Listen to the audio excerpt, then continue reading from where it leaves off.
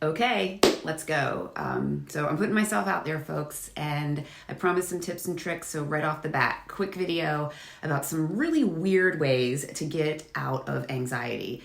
So many times throughout my OCD journey, I was at well over a 10 and anxiety wise. What that means is like you get to a 10, all logical thought process stops. Some people say 100, whatever. But the point where no matter what anybody says to you, no matter what's going on, you just are stuck. For me, several times I was on the floor, couldn't move. A whole lot of those stories that I'll share with you, but you know what I mean. If you're dealing with OCD and anxiety, you get to this point where you just can't, maybe you call it a panic attack. I don't, maybe that's what it was. But it's a bad place and nobody externally can talk you out of it.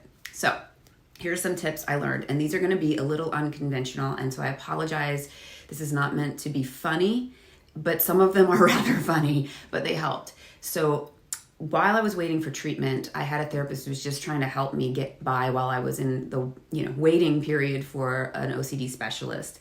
And he said to me about, one time he had a patient and the patient was way over a 10 and he made him stick his hands in cold water.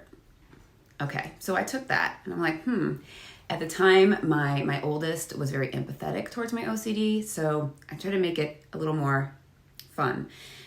So I gave him, they always had a water bottle, ice water when they went to bed. And so I said, listen, honey, if you see me at that point, and he knew what it was, he's old enough to know,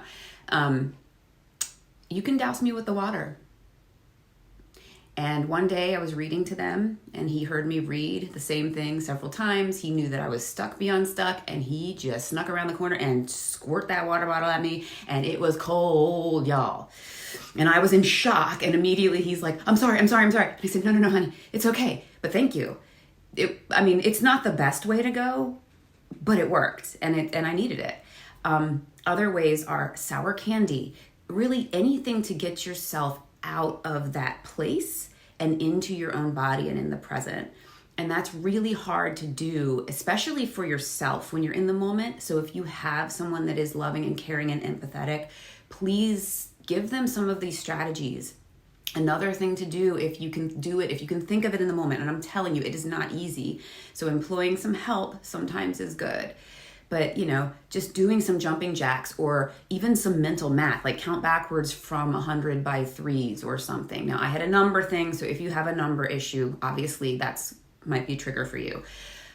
Do some wall push-ups or, some kind of yoga pose. One of the coolest things to do, I didn't know this until I started doing bar workouts. Yeah, I'm 46. I'm doing bar workouts and I love them. But literally just bending over and putting your head down, right? And shaking out your brain really helps. Like if you can think to do that in the moment, give it a try. It really helps. And there's also a little bit of a visual cue to it because you're like bending over and you're like, hey, look, let all this crap just dump out of my brain. And those are a few. I wrote a blog about this on my site, outofocd.com, with a whole bunch more tips and tricks. And, check that out.